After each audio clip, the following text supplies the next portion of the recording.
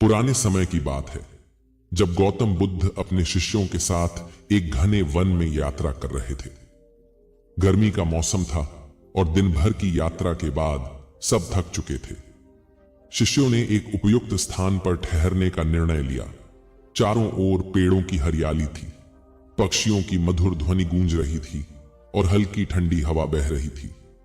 सभी शिष्य जमीन पर बैठ गए। कुछ विश्राम करने लगे, कुछ ध्यान लगाने लगे, लेकिन बुद्ध का ध्यान अपने शिष्यों की थकान पर था।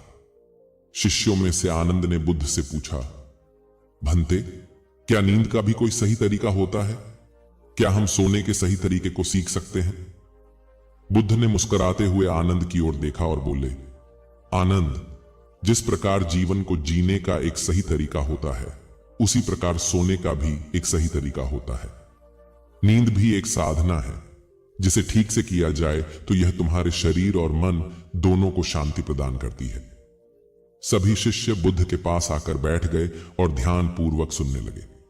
बुद्ध बोले, जब मैं राजकुमार सिद्धार्थ था, तब मेरे पास सबसे मुलायम बिस्तर था, सबसे सुंदर शैया थी, लेकिन फिर भी मुझे उस नींद में शांति नहीं मिलती थी।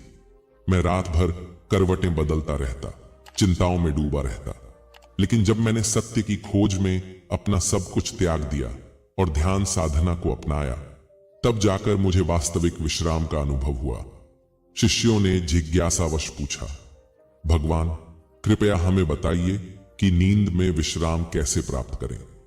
बुद्ध ने कहा, नींद केवल शरीर को विश्राम देने का साधन नहीं है, यह मन को भी शांत करने का माध्यम है। यदि तुम सही ढंग से सोओगे तो तुम्हारा दिन भी शांत और ऊर्जा से भरा होगा।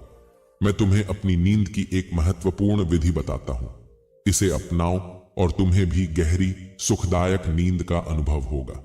शिष्यों ने ध्यानपूर्वक सुनने के लिए अपनी मुद्राएं सुधार ली। बुद्ध ने आगे कहा, सोने से पहले अपने मन को सभी चिंताओं और व्याकुलताओं से मुक्त करो। जिस प्रकार एक तालाब में अगर काई जम जाए तो जल स्वच्छ नहीं दिखता, उसी प्रकार यदि सोने से पहले तुम्हारा मन चिंता और तनाव से भरा होगा तो तुम्हारी नींद अशांत होगी। इसलिए ध्यान की एक विधि को अपनाओ। यह विधि है चित्त शुद्धि ध्यान। बुद्ध ने समझाया, रात को सोने से पहले शांत स्थान पर बैठो। अपनी सांसों को धीरे धीरे महसूस करो। मन में विचारों की भीड़ को जाने दो, उन्हें पकड़ने का प्रयास मत करो। अपने मन को शांत करने के लिए अनिच्छा, सब कुछ अस्थाई है, का स्मरण करो। जब तुम्हारा मन हल्का और तनाव मुक्त होगा, तभी तुम गहरी नींद में समा पाओगे। एक शिष्य ने पूछा, भंते, क्या शरीर की स्थिति का भी कोई प्रभाव पड़ता है? बुद्ध ने उत्तर दिया, हां, शरीर की स्थिति बहुत महत्वपूर्ण होती है। मैं स्वयं सिंहासन साइन मुद्रा में सोता हूं। इसका अर्थ है दाहिनी करवट लेकर सोना, दायां हाथ सिर के नीचे रखना और बायां हाथ शरीर पर सहज रूप से टिकाना। इस मुद्रा से शरीर और मन दोनों को संतुलित विश्राम प्राप्त होता है। यह मुद्रा तुम्हारी चेतना को जागरूक रखती है, जिससे तुम बहुत गहरी नींद में भी डूबे नहीं रहते और सहज रूप से जाग सकते हो। शिष्यों ने इसे अपनाने का संकल्प लिया। बुद्ध ने आगे कहा, इसके अलावा सोने से पहले स्वयं को अच्छे विचारों से भर लो। किसी भी द्वेष, ईर्ष्या, क्रोध या नकारात्मक भावना को अपने मन में न रखो। यदि तुमने दिन में किसी से कठोर वचन बोले हैं, तो उसे क्षमा करने और क्षमा मांगने का संकल्प लो। जब तुम इन सभी बातों को अपनाओगे तो तुम्हें वही नींद प्राप्त होगी जो मैं अनुभव करता हूं, एक शांत, सुखद और निर्मल नींद। सभी शिष्य प्रसन्न हो गए। उन्होंने उस रात पहली बार बुद्ध की बताई विधि अपनाई। कुछ ही क्षणों में उनके मन की हलचल शांत हो गई और वे गहरी, सुकून भरी नींद में सो गए। जब वे अगली सुबह जागे तो उनके चेहरे पर नई ऊर्जा और शांति थी। उस दिन से बुद्ध के शिष्यों ने न केवल ध्यान और जागृत अवस्था में संतुलन सीखा, बल्कि सोने की भी सही विधि को अपनाया। धीरे धीरे यह ज्ञान दूर दूर तक फैल गया और जो भी इस विधि को अपनाता, उसे एक नई तरह की गहरी नींद और मानसिक शांति का अनुभव होता। आज भी गौतम बुद्ध की यह विधि जीवन में संतुलन लाने और एक सुखद नींद प्राप्त करने के लिए सबसे प्रभावशाली मानी जाती है। सुनहरी धूप के नीचे विशाल हिमालय की ऊंचाइयों में एक पुराना पीपल का वृक्ष था। उसकी घनी शाखाओं में एक बूढ़ा गिद्ध अपने घोंसले में बैठा था। उसकी आंखों में थकान थी, पंख भारी लग रहे थे और मन अशांत था। वर्षों से वह नींद की समस्या से जूझ रहा था। जब भी वह सोने की कोशिश करता, तरह तरह के विचार उसके दिमाग में उमड़ने लगते। कभी शिकार की चिंता, कभी घोंसले की सुरक्षा, कभी बीते दिनों की यादें। यह सब उसकी नींद छीन लेता। एक दिन उसने सुना कि पास के वन में महात्मा गौतम बुद्ध ठहरे हैं। उनकी शांति और ज्ञान की चर्चा चारों ओर थी। गिद्ध ने सोचा, शायद बुद्ध मेरी समस्या का हल बता सके। यह सोचकर वह बुद्ध के पास पहुंचा। गौतम बुद्ध एक पुराने वृक्ष के नीचे ध्यान में बैठे थे। उनकी उपस्थिति मात्र से वातावरण शांत और निर्मल लग रहा था। गिद्ध ने उनके चरणों में बैठकर विनम्रता पूर्वक कहा, हे प्रभु, मैं वर्षों से सही नींद नहीं ले पा रहा हूं। मेरे मन में हर समय कोई न कोई चिंता बनी रहती है, जिससे मेरी नींद उड़ जाती है। कृपया मुझे बताइए, मैं शांति से कैसे सो सकता हूं। बुद्ध मुस्कुराए और बोले, वत्स, नींद शरीर की नहीं, मन की अवस्था है। जब मन शांत होगा, तब शरीर स्वयं विश्राम में चला जाएगा। लेकिन पहले मुझे बताओ, तुम्हारे मन में सबसे अधिक चिंता किस बात की है? गिद्ध ने सिर झुकाकर कहा, मुझे हर समय अपने अस्तित्व की चिंता रहती है। मैं सोचता हूं कि अगर मैं सो गया तो कोई शिकारी मुझ पर हमला कर सकता है, मेरा भोजन कोई और ले सकता है, मेरा घोंसला नष्ट हो सकता है। इस डर के कारण मेरी आंखें कभी पूरी तरह नहीं बंद होती। बुद्ध ने पास में बैठी एक छोटी चिड़िया की ओर इशारा किया और बोले, देखो इस चिड़िया को। यह छोटी है, कमजोर है, लेकिन यह निश्चिंत होकर सोती है। यह इसलिए नहीं डरती कि कल क्या होगा, क्योंकि इसे वर्तमान पर विश्वास है। तुम नींद से डरते हो, लेकिन सच तो यह है कि नींद भी जीवन का ही एक हिस्सा है। तुमने अपने विचारों को इतना उलझा लिया है कि वे तुम्हें सोने नहीं देते। गिद्ध ध्यान से सुन रहा था। बुद्ध आगे बोले, सही नींद के लिए 3 बातें जरूरी हैं। पहला, मन को वर्तमान में रखना। दूसरा, मन की अपेक्षाओं को त्यागना। और तीसरा, अपने अस्तित्व को स्वीकार करना। जब तुम यह समझ जाओगे कि चिंता करने से कल नहीं सुधरता और न ही बीता हुआ समय वापस आता है, तब तुम्हारा मन स्वतः शांत हो जाएगा। गिद्ध ने पूछा, लेकिन यह कैसे संभव है? बुद्ध ने मुस्कुराकर कहा, एक प्रयोग करो। जब भी तुम सोने जाओ, अपने पंख समेटो और गहरी सांस लो। अपनी सांसों पर ध्यान दो। मन में विचार आएंगे, लेकिन तुम उन्हें पकड़ने की कोशिश मत करो। उन्हें बादलों की तरह आते जाते देखो। धीरे धीरे तुम देखोगे कि तुम्हारा मन हल्का होने लगा है और तुम्हें एक नई शांति का अनुभव होगा। गिद्ध ने बुद्ध की बातों को आत्मसात किया। उस रात उसने बुद्ध की सलाह को अपनाया। उसने अपनी सांसों पर ध्यान केंद्रित किया और विचारों को रोकने की बजाय उन्हें बहने दिया। आश्चर्य की बात यह थी कि पहली बार उसने गहरी और शांतिपूर्ण नींद ली। सुबह जब वह जागा तो उसका मन हल्का और शरीर ऊर्जावान था। वह फिर से बुद्ध के पास पहुंचा और श्रद्धा से प्रणाम करते हुए बोला, हे महात्मा, आपकी बातें मेरे जीवन में प्रकाश की तरह आईं। मैंने पहली बार जीवन में सुकून की नींद ली। अब मैं समझ गया कि असली शांति बाहरी परिस्थितियों से नहीं, बल्कि हमारे भीतर से आती है। बुद्ध ने मुस्कुराते हुए कहा, वत्स, यही जीवन का सत्य है। जब तुम अपने भीतर की शांति को पहचान लोगे तो तुम्हें बाहरी संसार कभी विचलित नहीं कर पाएगा। अब जाओ और इस ज्ञान को अपने साथियों के साथ बांटो। गिद्ध आनंदित हुआ और उसने संकल्प लिया कि वह इस सीख को अपने साथियों तक पहुंचाएगा। उस दिन के बाद से उसने अपनी नींद को एक नई दृष्टि से देखना शुरू किया। वह जान गया था कि नींद कोई संघर्ष नहीं, बल्कि एक स्वाभाविक प्रक्रिया है, जिसे सही दृष्टिकोण के साथ अपनाया जा सकता है। इस प्रकार गिद्ध ने बुद्ध से जीवन की सबसे अनमोल सीख पाई। सच्ची शांति भीतर से आती है, और जब मन शांत होता है तो नींद अपने आप गहरी और सुखद हो जाती है। नमस्कार दोस्तों, अकेला व्यक्ति हर बार में आपका दिल से स्वागत है। दोस्तों, रात होते ही हम सभी सो जाते हैं, पर क्या आपको पता है सोने का भी तरीका होता है। आज हम सोने के तरीके के विषय में बात करेंगे। दोस्तों, अगर आपका कोई सवाल है तो आप कमेंट में हमें पूछ सकते हैं। तो चलिए दोस्तों, रात की नींद कहानी शुरू करते हैं। नींद केवल एक सामान्य क्रिया नहीं है, बल्कि यह हमारे शरीर और मन के लिए सबसे आवश्यक चीजों में से एक है। सही तरीके से सोना न केवल हमारे स्वास्थ्य को बेहतर बनाता है, बल्कि यह हमारे मानसिक और आध्यात्मिक विकास में भी मदद करता है। लेकिन क्या आपने कभी सोने के सही तरीके के बारे में सोचा है? क्या आपको पता है कि आपकी सोने की आदतें आपके भाग्य, ऊर्जा और आने वाले कल को प्रभावित कर सकती हैं? प्राचीन ग्रंथों, वैज्ञानिक शोधों और योग विद्या में इस विषय पर बहुत गहराई से चर्चा की गई है। सोने से पहले हम जो भी विचार करते हैं, जो भावनाएं महसूस करते हैं, वे हमारे अवचेतन मन में समाहित हो जाती हैं और हमारे भविष्य को प्रभावित करती हैं। इसलिए यह बहुत जरूरी है कि हम सही मानसिकता, सही मुद्रा और सही भावनाओं के साथ सोने जाएं। आइए आज हम आपको एक ऐसी प्रेरणादायक कहानी सुनाते हैं जो न केवल आपको सोने का सही तरीका सिखाएगी, बल्कि आपके जीवन को बदलने की शक्ति भी रखती है। यह कहानी आपको भावनाओं से भर देगी और आपके मन को शांति और प्रेरणा से भर देगी। राघव एक साधारण लेकिन मेहनती व्यक्ति था। वह दिन भर काम करता और रात को थककर अपने बिस्तर पर गिर जाता। लेकिन उसकी एक समस्या थी, वह ठीक से सो नहीं पाता था। चाहे वह कितना भी थक जाए, रात को उसके मन में हजारों विचार उमड़ते रहते।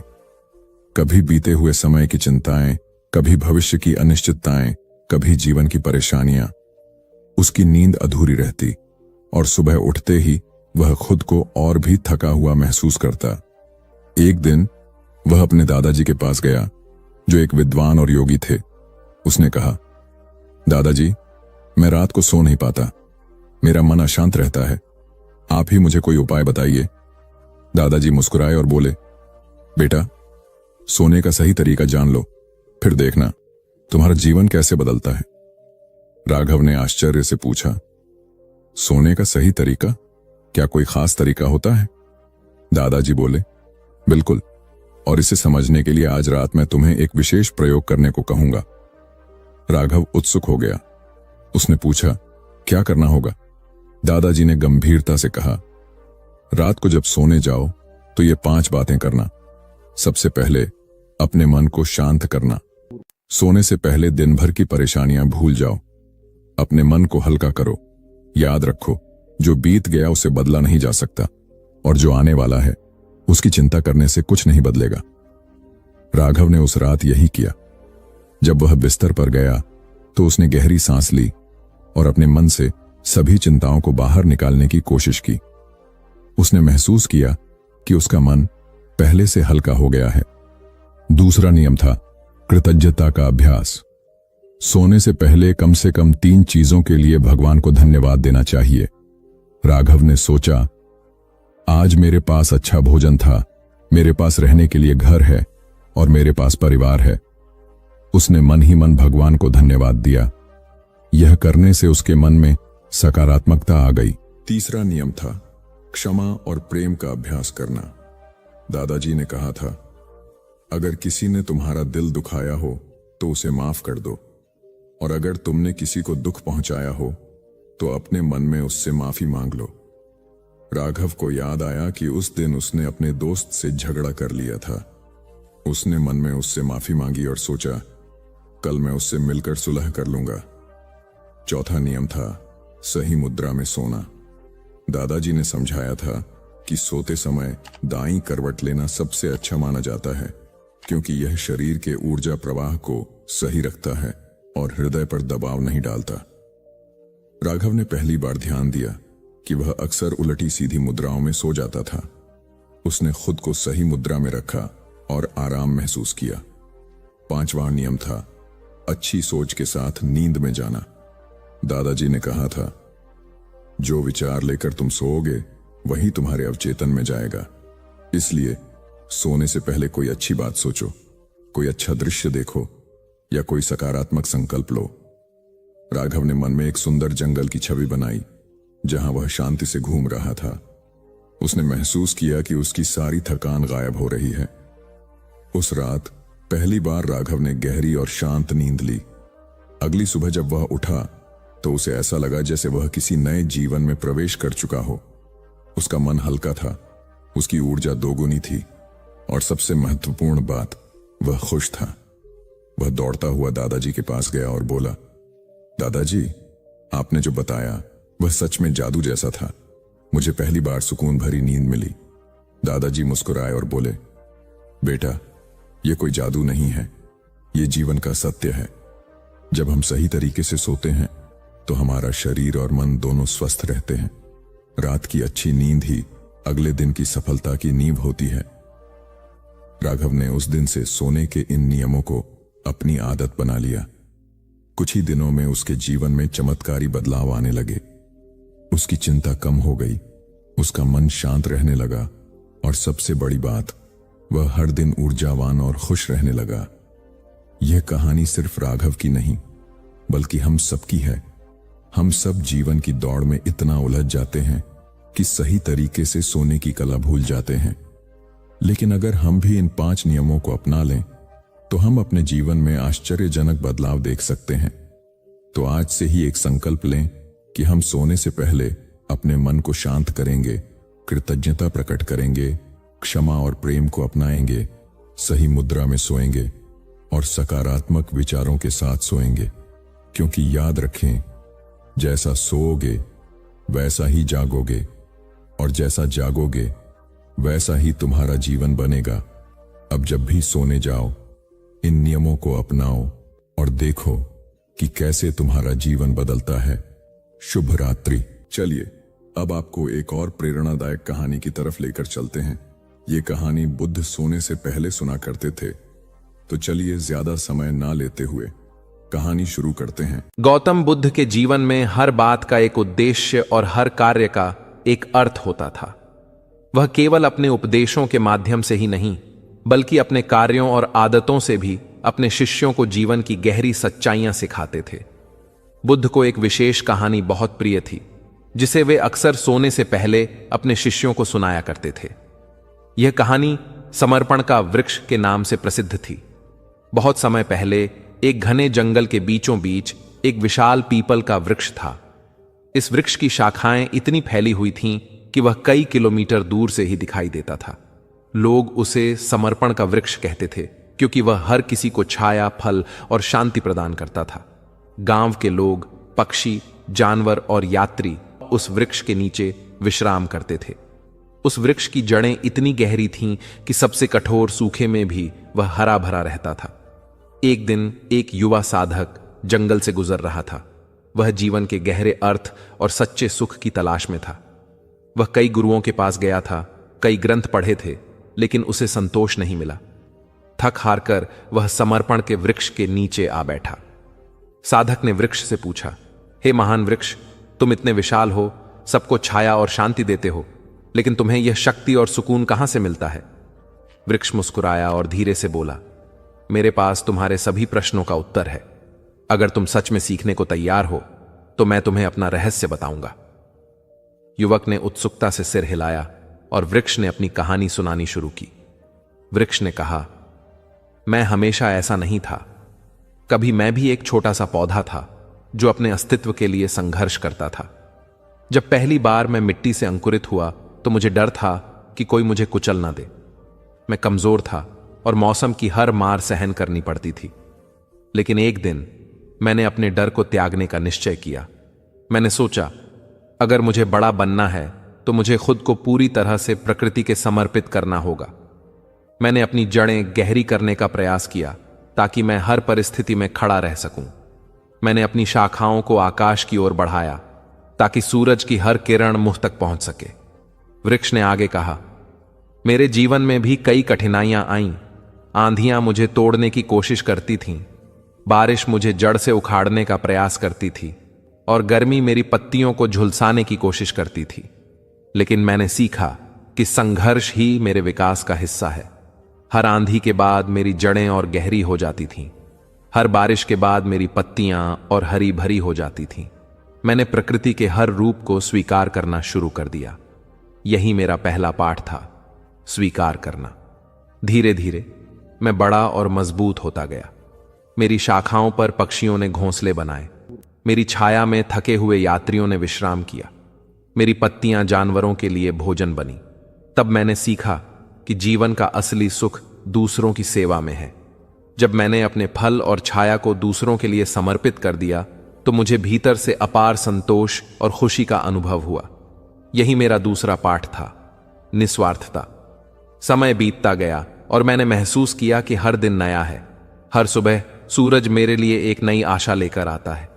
मैंने सीखा कि हर क्षण को पूरी तरह से जीना चाहिए, बिना अतीत के बोझ या भविष्य की चिंता के। जब मैं पूरी तरह से वर्तमान में जीता हूं तो मुझे भीतर से शांति का अनुभव होता है। यही मेरा तीसरा पाठ था, वर्तमान में जीना।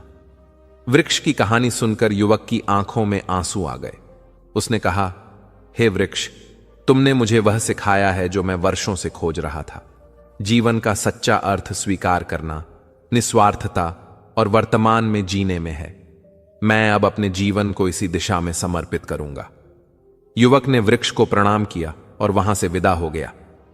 गौतम बुद्ध इस कहानी को सुनाने के बाद अपने शिष्यों से कहते, समर्पण का वृक्ष हमें यह सिखाता है कि जीवन में सच्ची शांति पाने के लिए हमें भी अपनी जड़ों को गहरा करना होगा, संघर्षों को स्वीकार करना होगा और दूसरों के लिए निस्वार्थ भाव से जीना होगा।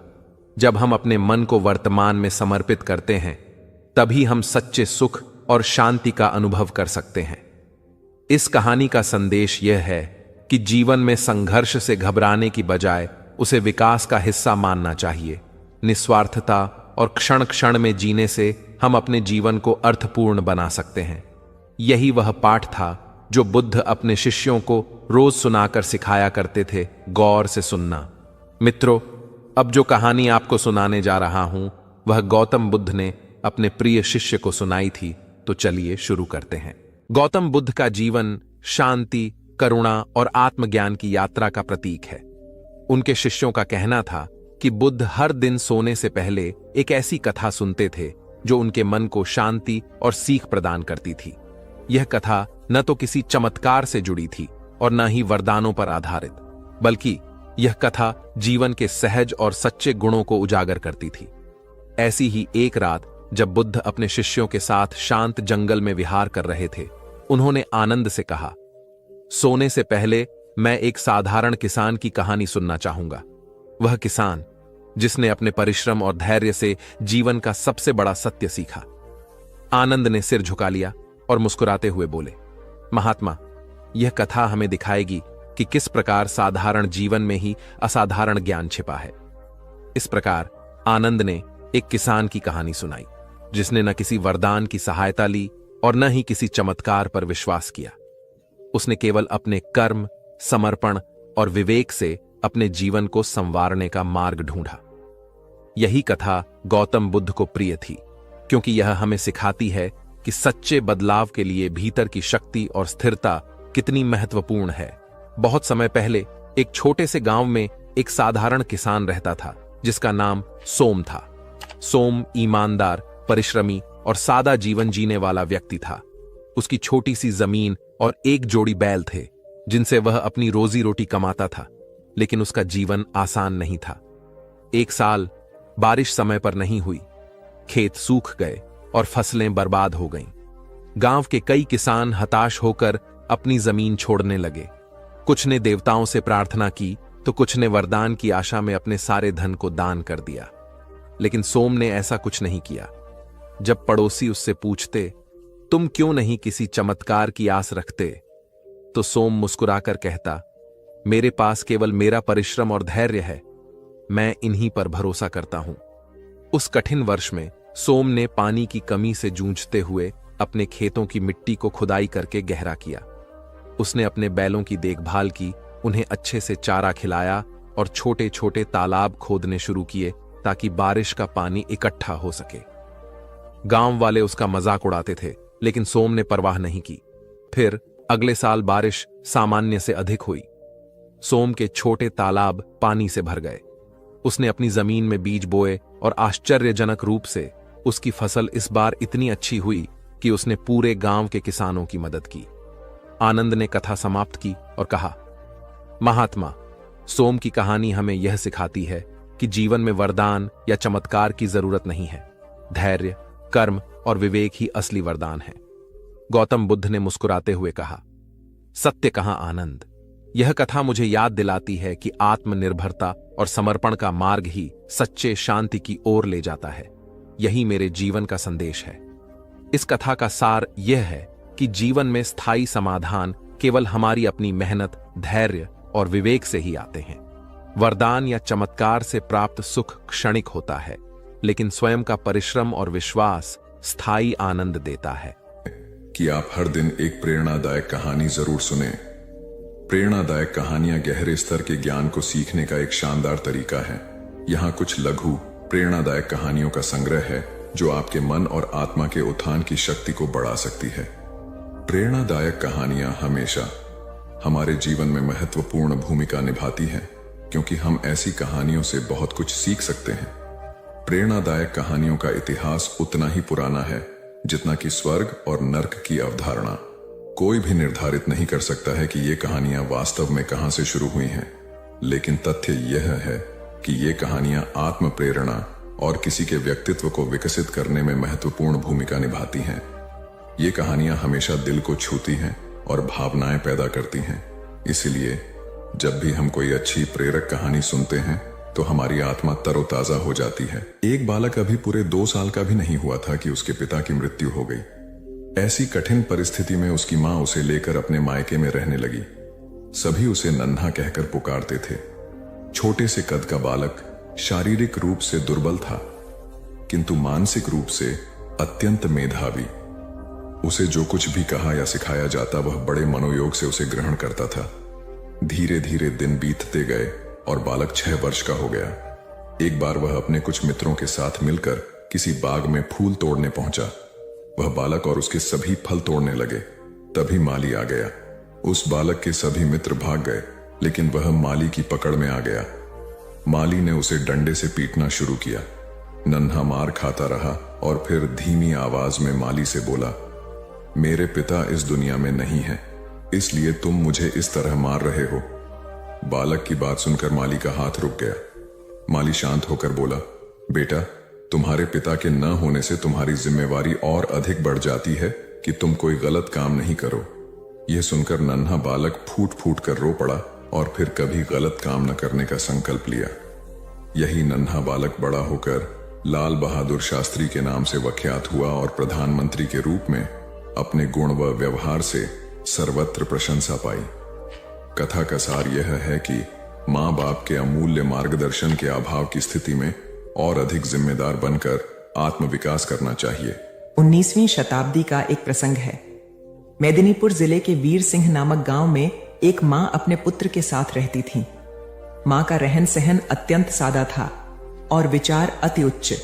अपने पुत्र को वह सदा सुसंस्कारों की शिक्षा देती थी। पुत्र भी मां का आज्ञाकारी था। मां बहुत संघर्ष कर पुत्र का पालन पोषण कर रही थी।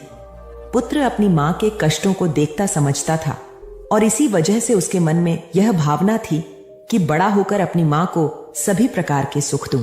एक दिन पुत्र ने मां से कहा, मेरी बहुत इच्छा है कि तुम्हारे लिए कुछ गहने बनवाऊं, तुम्हारे पास एक भी गहना नहीं है। यह सुनकर मां बोली, बेटा, मुझे बहुत दिनों से 3 प्रकार के गहनों की इच्छा है। पुत्र ने पूछा, वे कौन से गहने हैं? मां ने उत्तर दिया, बेटा, इस गांव में स्कूल नहीं है, तुम एक अच्छा स्कूल बनवाना, एक दवाखाना खुलवाना, गरीब और अनाथ बच्चों के रहने और भोजन की व्यवस्था करवाना, यही मेरे लिए गहनों के समान होगा। मां की बात सुनकर पुत्र रो पड़ा। वह पुत्र था पंडित ईश्वर चंद्र विद्यासागर और मां थी भगवती देवी। वीर सिंह गांव में इस पुत्र द्वारा स्थापित किया हुआ भगवती विद्यालय आज भी उन अमूल्य गहनों की कथा सुना रहा है।